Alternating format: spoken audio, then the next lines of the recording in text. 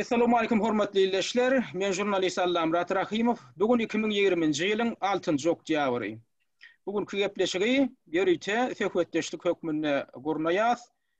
Söhbetdeşlige de Amerikanyň Birleşen Ştatlaryndan aktivist illeşimi Narjan Müdepberova, şelem opozisiýon koordinasiýon geňeşiň ýol başçysy Muhammed Düýeji gatnaşýar. Hoş geldiňiz. Hormatly mehmanlar. Salam, Allah Murat. Salam, hormatly izleyijiler. Indi şu günkü söhbetdeşligi Narjan sizden başlaýyn. Sebäbi soňky günler siz ýyly derlin New York'a baryp, şo taýda Birleşen Milletler Guramasynyň edarasynyň öňünde ýyly derli protest mitingi geçirip gelýäňiz. Ýekelikde soňky bir günlükde ýanyňyzda ýene bir illeşimiz goşuldy. Umuman şu geçirýän mitingiň şo taýyk barmagynyň öz maksady näme? Ondan bir nähiller bir reaksiýa barmy şo taýdaky bir resmilerden şol ýadyrny şol Birleşen Milletler Guramasynyň baş assambleýasynyň sesiýeti dowam edip durdy. Indi şo taýda siziň maksadyňyz şol resmiýetiň üstüne çekmekmi? Ondan bir nähiller bir reaksiýalar barmy? Nähilgi diýäsiň mitingiňiz şo taýdaky demonstrasiýa çäreňiz? Biraz gurrun göräýtäňiz şo barada. Şu yankı menin birinci şu maksadım birinciden vatanımı söyleyen halkımızı yüreğime ağrıya. Onun için ayağa kaldım.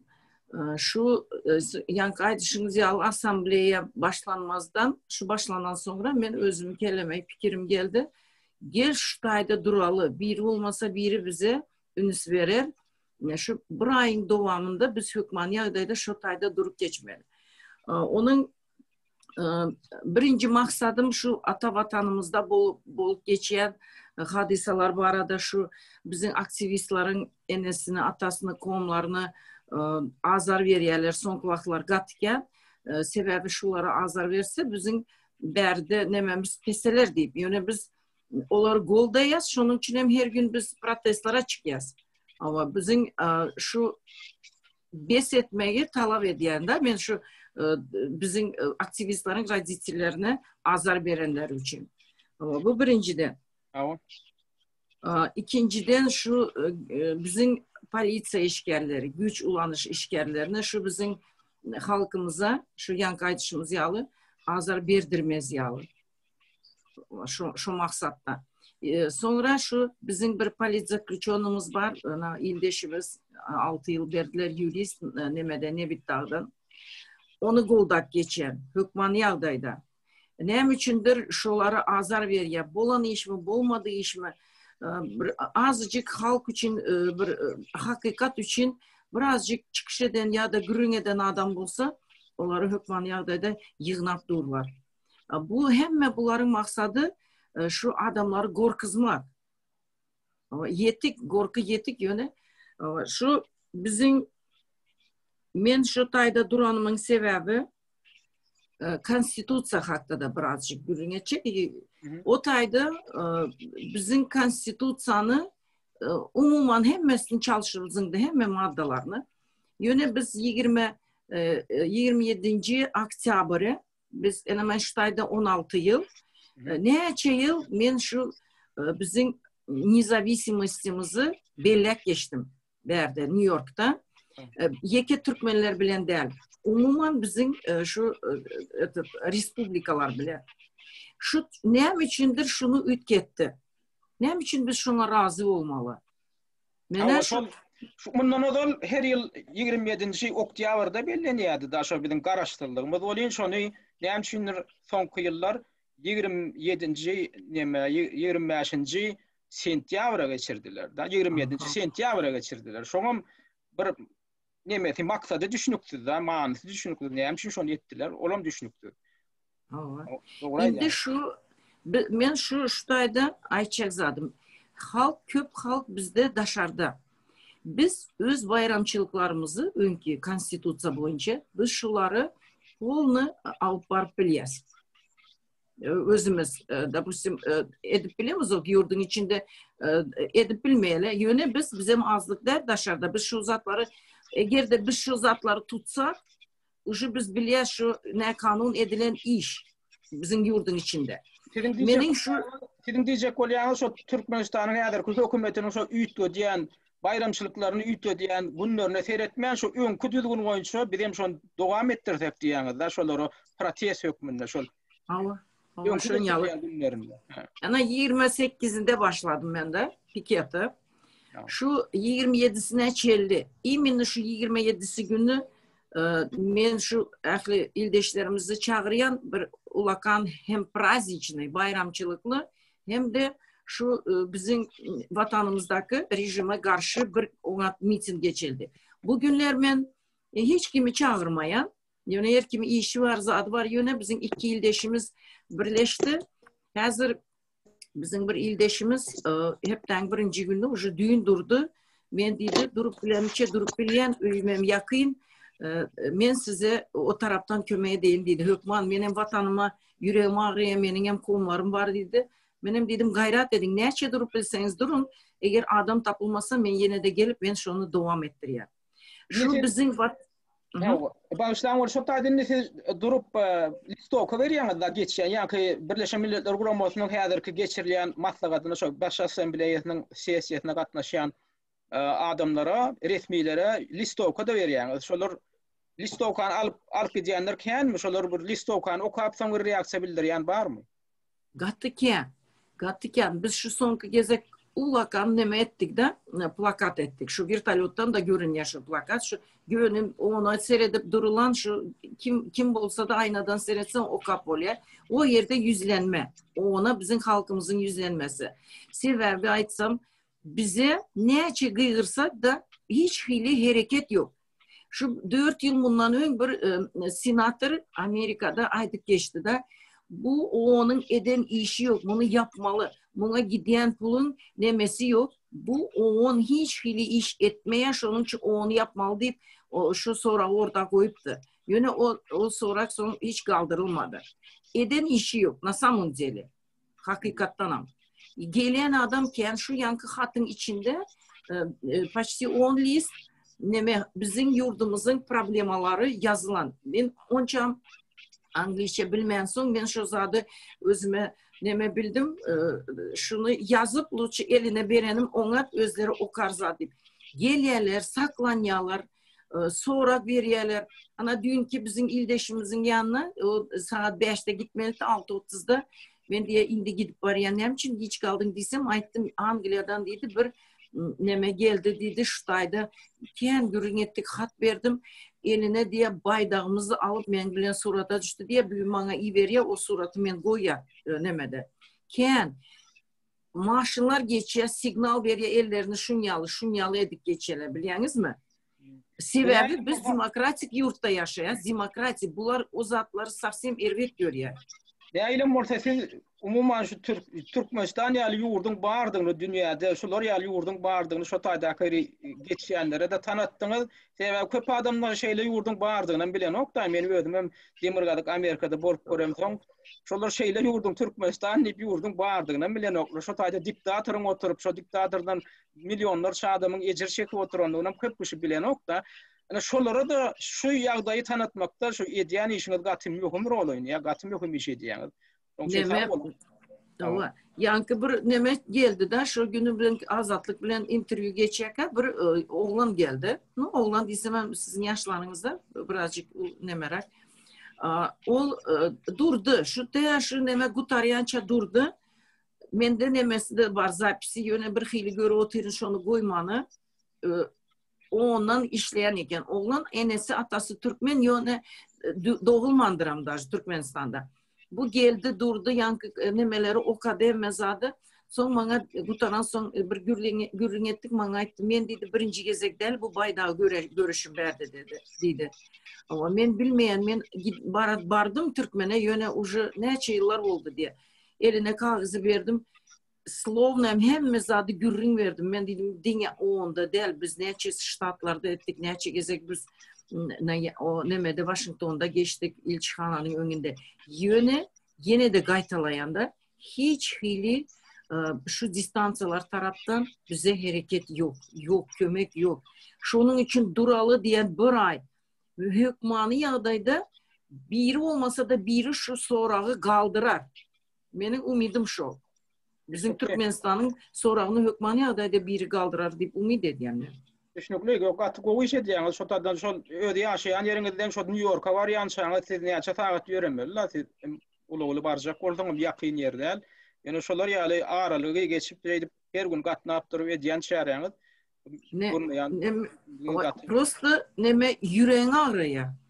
Allah Murat yüreğim ağrıya şu vatanım için şu biliyorsunuz mu neyle yaşamalı şu tayda bizim halk. Nem için kösenip yiyor. Yarın halk dışarıda içerideki de kösenip yiyor biliyorsunuz mu? Yüreğin ağrıya adamın. Şun yalı bağ yurdumuz bir derek zayalanıp gidiyor. Yine de hele saklamana bizim vazmorsuzum var. Yöne adamlar gatı söveş eden adam az.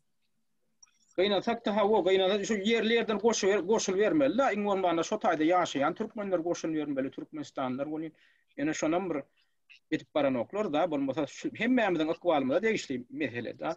Indi şuň bilen baglanşykly nazan şu men bir wakany ýatlyjak bolan häzir bizim regionumuzda bir häzir bir alada dörediyen ýagdaýlar hem ýüze çykdy. Edil Kaspy deňiziniň aňyrtyndan ha bilişiňiz ýaly Daglyk Garabag regionyna ýene de konflikt tutuşdy. Harby konflikt Ermenistan bilen Äzerbeýjanyň arasynda bu tarapym beýle tarapymyzda da ne diyek dün Kyrgyzstanyň paýtagty Bişkekde uly bulu goýşulyk boldy. Şu taýda protestler çykanlar polisiýa güýçleri bilen çaklaşdylar. Oňa da sebäp bolan zat şu geçen bazar güni şol Kyrgyzstanda geçirilen parlament saýlawlarynyň netijesi boldy. Şu parlament saýlawlaryna Kyrgyzstandaky partiýalardan 16 gatnaşdy, emma şu parlamente giren partiýalar bary ýogu 4 tane partiýa bolup çykdy. Oňam ikisi häzirki dolanmurjy häkimiýete tarapdar şolaň elindäki partiýalar. Olaram sesleň tas ýarsyna goloýny aldylar. Şeýtmek bilen parlamenti dollugyny öz ellerine aldylar şu iki tane partiýa. Muňa da beýleki partiýalaryň wekilleri nägilelik bildirip şol parlament saýlawlaryny galplaşdyrylandygyny aýdyp proteste çykdylar. Köpçülikden protest müňler adam düýün paýtagyt Bişkekde ýykan ýumrançylyk döretdiler. Çaklaşdylar, ok atmalar boldy. Indi şoň netijesinde de şu güne soňky täzelik şu gün şol Kyrgyzstanyň merkez saýlaw komissiýasy şu parlament saýlawlarynyň netijesi güýçli diýip elan etdi. Ana eýýän bir günüň içinde şular ýaly netije gadandylar da Kyrgyzlar. Indi bu adam şuň fonuny da şu Kyrgyzstanyň ozalky prezidenti Almazbek Atambaýew türmede oturan Almazbek Atambaýew türmeden boşadyldy. Bulam ýa-ki protestçilerin görkeden basyşydyň netijesi boldy. Indi şu arada şu ýagdaýlar bir tarapdan bir de öwrenler ýaldatlarym bar, ruhlanar ýaldatlarym bar. Şu Kyrgyzlaryň aktivliginden. Ýöne beýleki tarapdan şolar ýaly garpyşyklar, ok atmalar, ondan ine Kaspy deňiziniň aňyrtynda ýan kaýdyşym ýaly Daglyk Garabagda da ýene de täzeden tutuşup duran harby konfliktler yarama täsirini ýetirmegen mümkin. Bu taýda öwrenler ýaldatlar bar. Indi şu arada Muhammed aga sizden sorajak bolýan. Biz üçin Türkmenistanlar üçin şu taýda sapagalar ýaly nähildatlar bar. Kyrgyz wakatyndan, ýani Daglyk Garabag wakatyndan bir gaýtgaçyk aýda aýsaňyz da gowy tarapyny ýani bize ýetirämek mümkin yaramaz täsirleri bardyr. Allah Murat tawol sözlerim için men birinciden Narjana tawolsyny aýtjak. Şaýat Narjanyň özüm düşünýän nädir şu etýän dadynyň bir tarihi wakalygyny.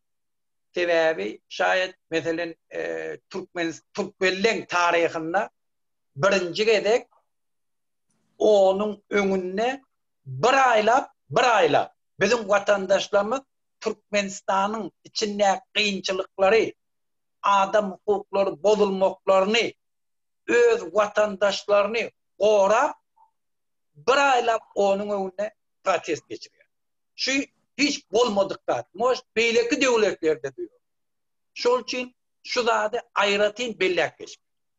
İkinci mesele şunu değiştirdiğine çok bolýar. İkinci zat berde bir towar adamla pikir etýär şu zatdan täsiri ýok bu kadiýa. Narjan hem şey diýip, reaksiýa ýok. Ýok on ýanak diýer.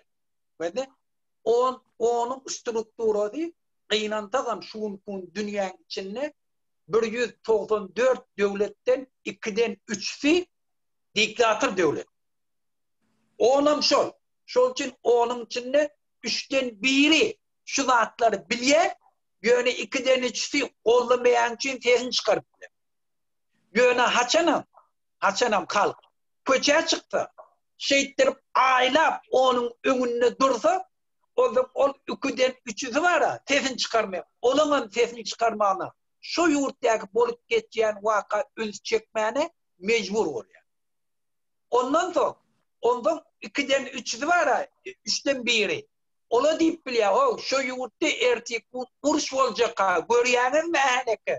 Öz tarları 6 milyon, onun önüne bir aylap durlu, soğukta, yağınla hiç yana gitmeyeni, şu dağda ulu mesele gelecekti, borcuk, şol için gelim şol aladığını edeyli portoforla dil açıp başlayan. Şol için şu zatların tarihi ehemmiyeti var. Şimdi, Karabağ meselesine geldik, yine şu mesele.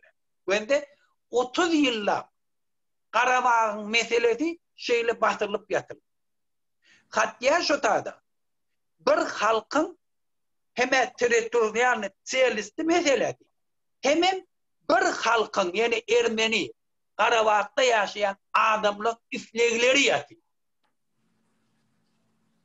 Bir yurdun içinde, bir yurt diyende hemen grajdanski prav deyip aydamında, grajdanlık hak hukuk diyeminde şu yurttaki yaşayanların hemmesinin hak hukukları var, den derecede beylikle bile yaşamak. İnni bil sonra verecek bolan.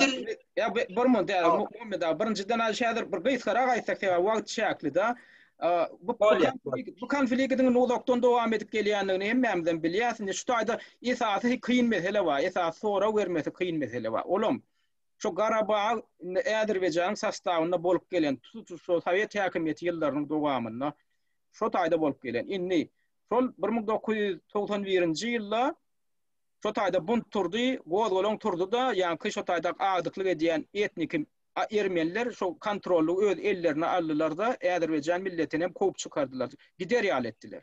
Şimdi şu taýda 99% teori şu milletin, şu ilatın düzümü şu etnik nemeden durýar. Ermenilerden durýar. Indi Dağlyk Karabağ. Indi aýdaly şu taýda ne hil şöldütdi. Düýnüne Azerbayjanyň prezidenti Ilham Aliýew hem çykyş etdi. Men nidi indi şunu diňe ýara bilen çözjek. Sebäbi diplomatik ýol bilen şunça wagtlap çözjek bolsak çödüp bilmedik, şuna yol yok. İslanoklar, Ermeni tarafam islanok, beyleklerim islanok, diplomatik yol bilen çözmek. Indi men nidi ýara bilen çözjek diýdi. Indi beý diýmek ýene de şu Ermenilerin genosidine getirmek mümkin. Häzir şunu alyp häzir goşa aýtalar. Şunu ýygyna alaýtalar. O taýdaky etnik Ermeniler ne etmeli? O taýda 150.000 tegereği Ermeni ýaşap otyr. Ermeni milletiniň wekili ýaşap otyr. Olar ne etmeli? Olar göçübe gitmeli. Göçürüp näde gidirjek?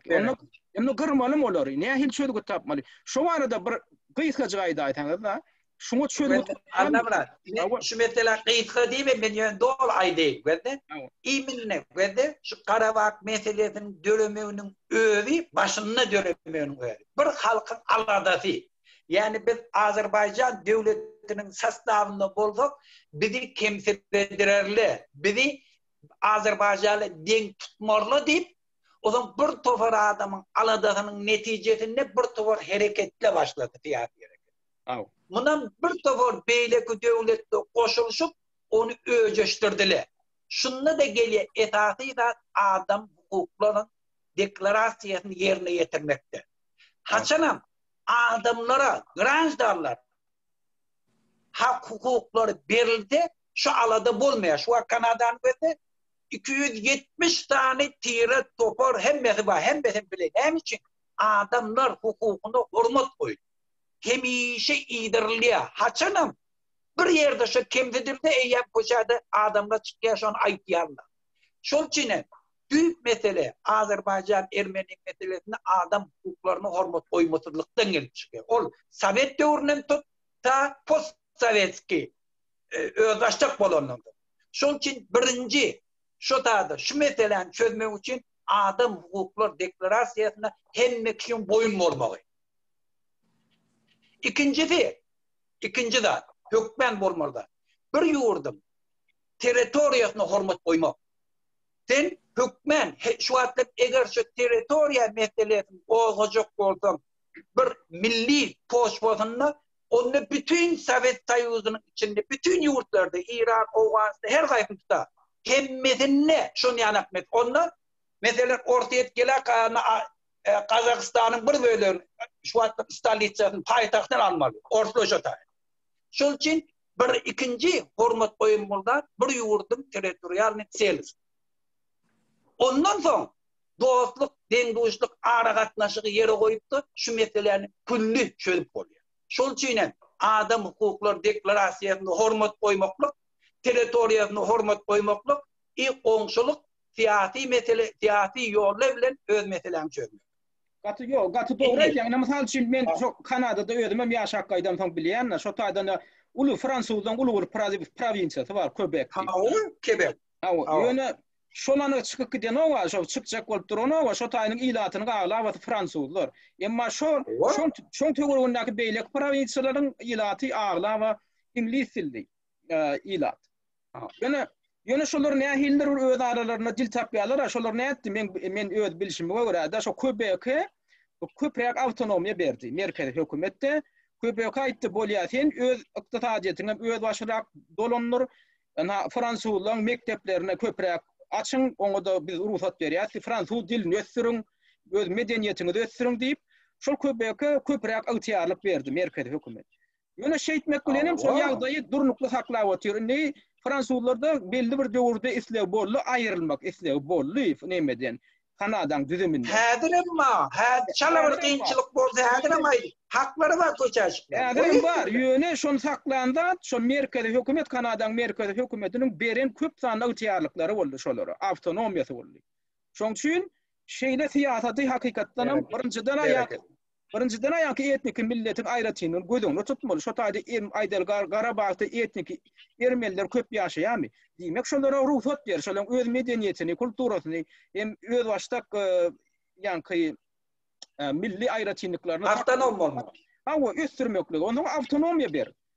Şolara köp sanly awtonomiýa, bir köp derejede awtonomiýa ber. Öz başdak dolandyrmagyna, ykdysadyýetine öz başdak dolandyrmagyna ýöne şol goý Azerbaýjanyň içinde bolsun. Hökman çykarmak däl. Ýöne şonu getireňden Ali faýda da men şunu ýara bilen getirerin diýär. Ýöne ýygynyň şoň çözgüden aýdan nokta bolýar. Men size hormat goýaryn ýene nokta. Indi gorkudan zat näme? Özüm häzir şol ermenilerin ýerinde bolan bolsam, şo taýda Garabagyň içinde. Men şu Aliýewiň ýankydan beýanatyndan gorkurdum. Olay diýen men ýara bilen getirerin ýa şo regiony.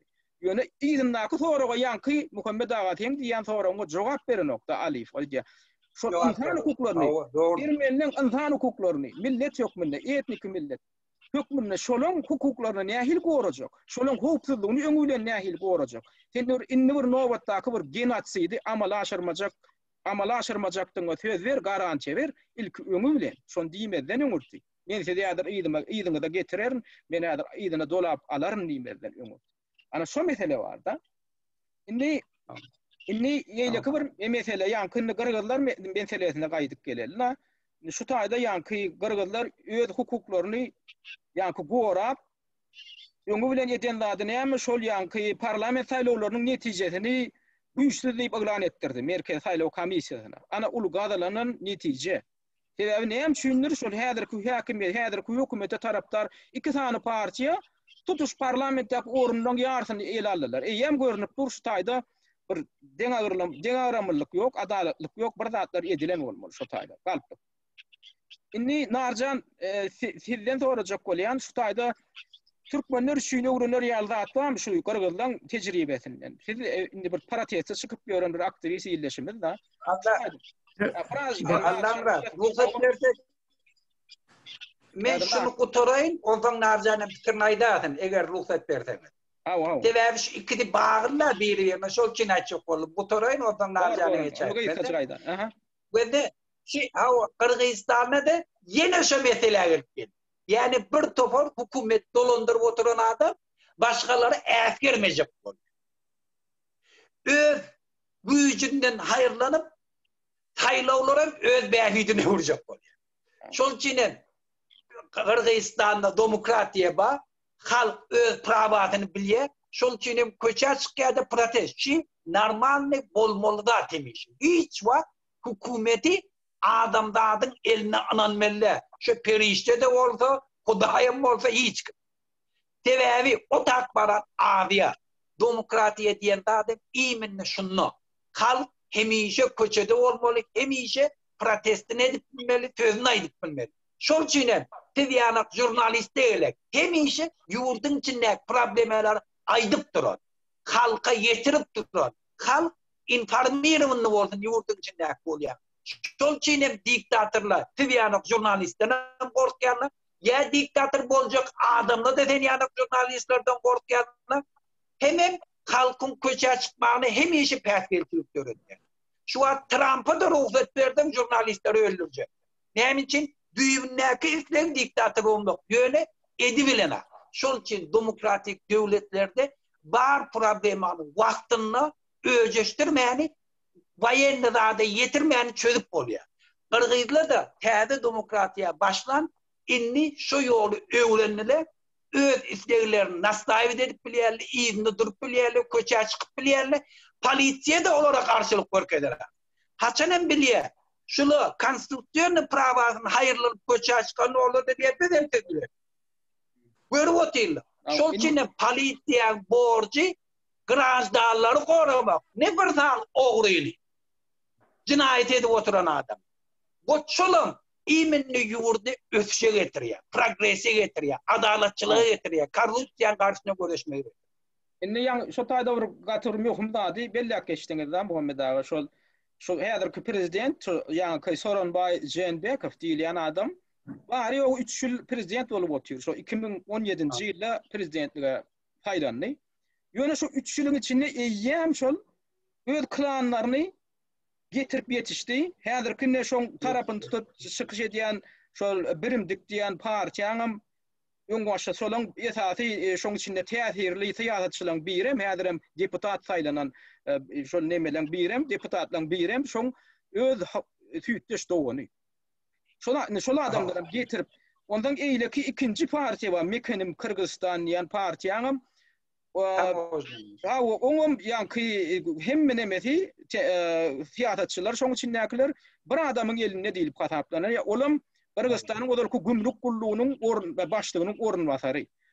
Ol adamam häzirki wagt şoň işi Ýewropada diýerin gelip ýör $700 milyon puly ýurdun içinden galp ýollar bilen çykarlanykda aýyplanyp häzir şoň işi diýerin gelip ýör bu adam.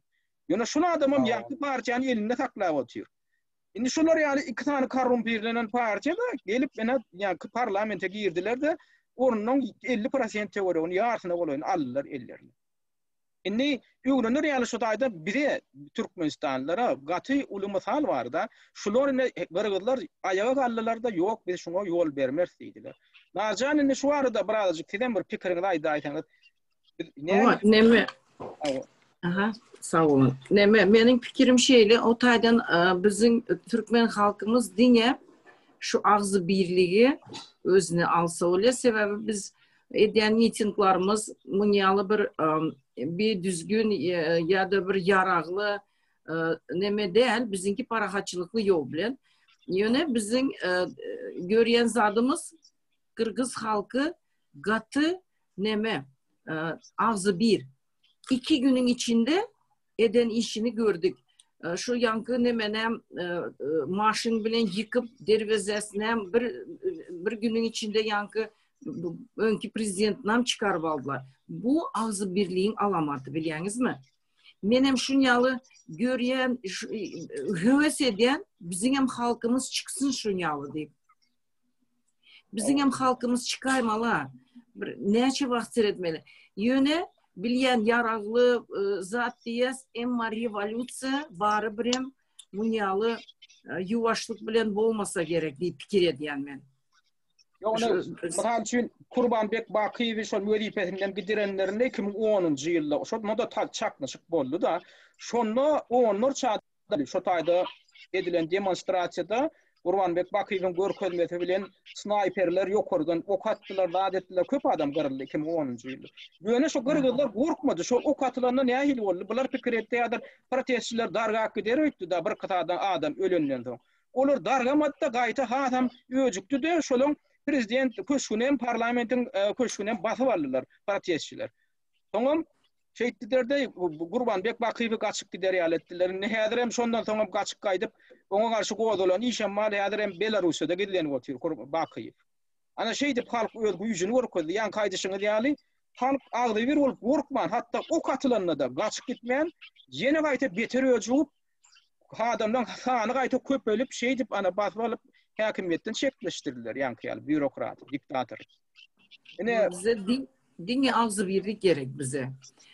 Bizim eğer kalsak ayağa hükman del bir yara alıp yazar. Yöne prosto hakkımızı, hukukumuzu talep etmek için. Şu prezidenti yöne ayrılmalı diyen sorağı koymalı şu yurtta, biliyorsunuz mi?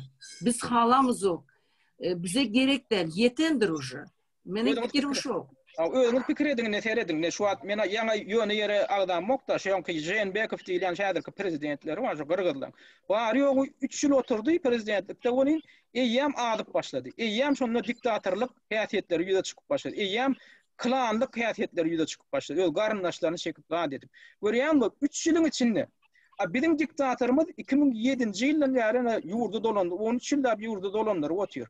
Eýýäm ana ol boljak biýetjek derejetine ýetdi. Bolan azgynlygy şoňa ýol bermeliler. Şol adamdan birinjiden uzak wagtlap oturmagyna ýol bermeliler. İkinciden hem ýanky halk jewetleşip talep etmeli öz hukugyny. Şular adyp başlan ýerinde. Indi bular hem bolsa ýetjek ýerine ýetdi. Adamlar ne aýlyklaryny alyp bilýär, ne adamlara çörek el ýeterli. Bir ne iş wagtaýda ýurdun ýarpy halky diýen ýaly ýurdun daşynda gedipdir. Ana şular ýaly ýagdaýlara çydamaly halkyň özü. Yine şu men şu bizim oğun kontrol etmeli de şu iki iki gezegine saylanmalı, iki geze oturmalı prezident. Bunlar hemmesi bunlar hemmesi da gol çekildi. Konstitusiyada bunlar tarafından gol çekildi. Yöne hareketi yok. Şuna hayran galyanda. Bulmasa şular kontrol etmeli şu zatlar. Doğru değil mi Muhammed ağa? Gynansak da Birleşen Milletler Guramasy diýen ýaly gurama, soň Ýewropada howpsuzlyk we hyzmatdaşlyk guramasy diýen gurama bar. Şolar hem gödegçilik edip şu zatlar barada netije çykar basyş görkezmeli. Dünýäň ýurtlaryna çağırış etmeli. Eger gerek bolsa ykdysady sanksiýa girdmeli. Gerek bolsa şolara garşy Interpoluň üstü bilen iş gozgap şolary jenaýat jogapkärçiligine çekmeli. Yöne şulatlar etilenok, basyş görkezlenok daşar tarapdan. Halkara guramalar tarapdan. Ana bulam hakykatdan tanqidlanmaly zat. Şu halkara guramalary öz ýerine ýetirmeli, wezipelerini, borçlaryny ýerine ýetirenok gynansak da. Şolarym işletmek üçin olara da basyş gerek. Biz aýdýas, biz pikir edýäs, diňe diktator rejimlere garşy basyş gerekdir diýäsa, ýok, şu halkara guramalaryna da basyş görkezmeli. Ödem ýygy derli. Şolarym şekiner ýan etmeli, şolarym maskar etmeli. Şolarym şolun öz wezipelerini ýerine ýetirmeýändigini dünýä äşkar etmeli. Şeýdip bulara basyş görkezip işine daýam eten, bular hem işlejek gumanlary ýok. Bular ýöne aýlyklaryny alyp oturjak, emgenmeli bolsa emgenjek däl. Şu tarapy wada. Muhammed näil pikir edýär, şu barada şu halkara guramalar. Doğru gollayan şonu ýana goýdy. Men gepmem şondan başladym. Görde hiç görde bir şey 194 tane devletin aradığında şuları taklap duranda birce de atma diye eçeri işlemi de koşuluşman diye. Bula da diye hemmesi şoğu boyut. Dedik eçeri işimi de koşuluşak ki. Göğüne haçanam. Halk şu basışlayanı var ya. Halk köçeye çıkanda onun eçeri işim olmaya. Ondan diye sizin yurdunuzdan imigrantlardan Avrupa geliyor diye. Şol için bizim emeğiş. Sizin yurdunuzda grajdarlık kuruş oldu dünyada eyyem 3. çağın uruşu olmak mümkün. Şol için indi ten içinde. Şol için biz neyce köp çıkış ettik.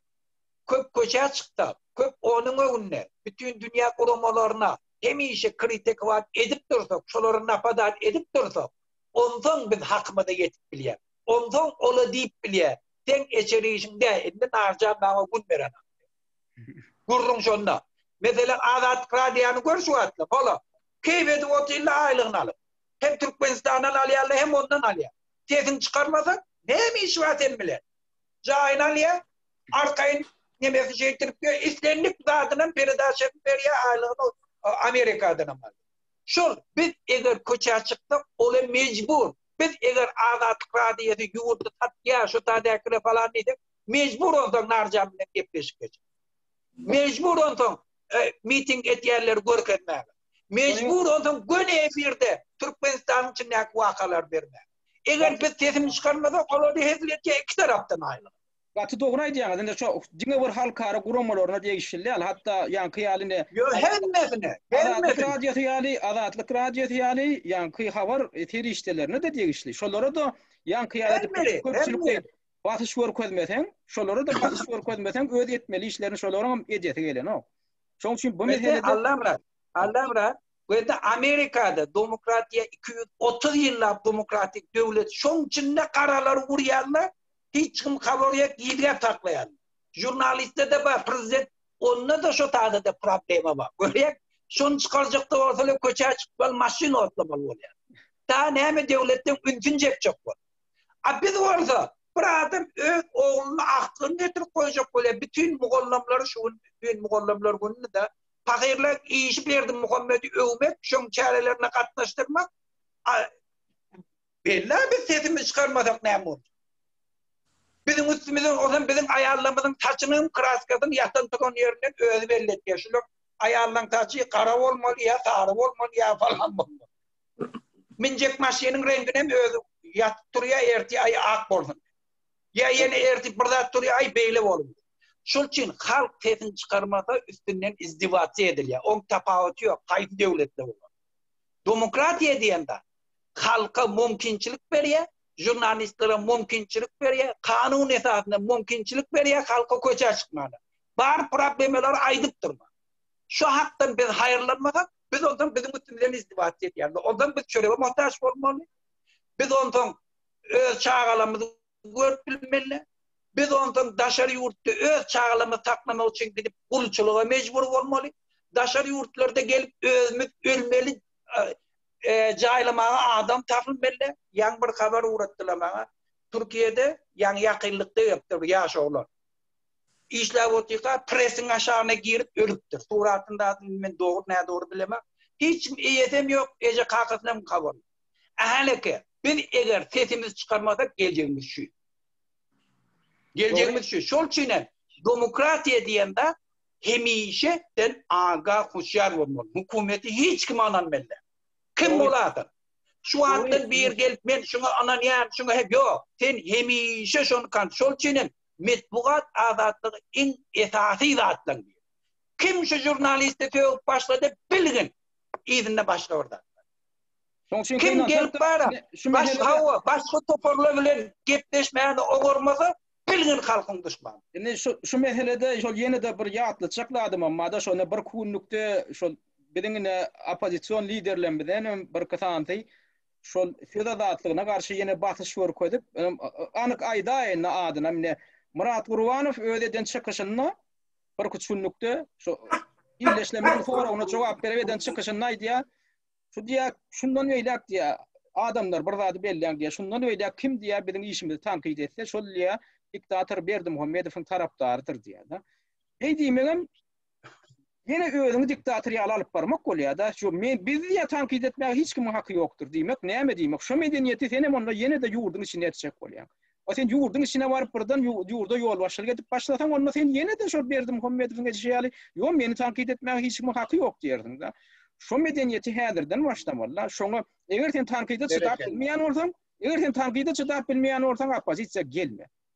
Eğer sen özüňe jogap berip bilýän bolsaň sen tankitden gorkmaly ala. Diýmek sen tankitden gorkýan bolsaň diýmek sen onu öz işiňe, öz sözüňe onda sen jogap berip bilýän dersin. Belki şoň üçin gorkýansyň. Ana şoň üçin söze zatly gerek. Söze zatly şoň üçin gerek. Biz diskussiýa üçin gerek. Allah. Her kişi için gerek. Şo bolmasa yani biz kul bolmaly. Şol üçin muny eýleşi Qur'an ýany goýmaly, günde de şonu okumaly. 5 vaktinde de okumalı. Adatlık gerek böyle. Ben ne diyecek var? Yöne bizde eğer siyasi tecrübe yok. Şol için ben Murad'ını tanıyan ol pasuşustu bolşu içki duygusu ol diktatör adam değil. Ben öz bilişimden yani ben psikologum biliyorum. Yöne Käde bir işi bolmanda qaharlanıp bir törsözler aydıp görýär. Men pikir etmeýän o içki duygusundan çykýan. Ýöne biz şolary öwrenmeli. Şol üçin hem gözde Kırgızstanda da şu proses öwrenç. Indi bir halk training geçip oty. Görýär ananya, taýlaya, erti görýär ogry çykýar, ýene çykýar, ýene. Bizem mara, sizin edişiňizem do aýdyp durma. Muny qyynam görmeler bir-birimizden şu zatly iminni biz terbiýeleýär. Biz öz ramkamızdan çıkmalı, başka kişinin ramkasına girip ona azar vermeli. Yani hemmemizden birbirimize hormat koymalı, birbirimiz şuurt dolandırmalı.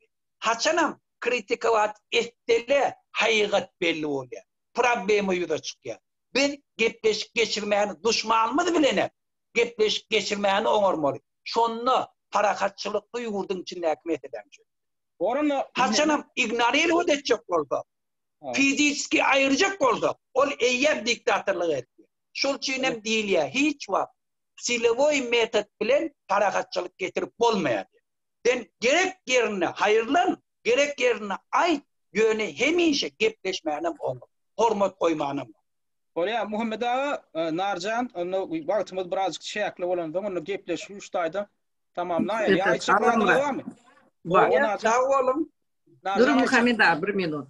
Seyredin, men şu bir zat, men şu yine de şu halkı kaldırmak meselesi yurdun içinde şu göreşte. Men şu tayda bir zat göğünüme yaradı. Bizim bir nemenin aşağında komentaryalarda yazıptır. Biz bar dışarıdaki halk içeri girse, eğer de bir 5-6 milyon bolsak, o prezident başarman özü taşlak gidiyor diye. Sebebi hiç resurs yok, pul yok, hiç sat yok yurtta. Вот это вот bana gönlüme yaradı şu. Halk diye içeride bolmalı diye. Tamam.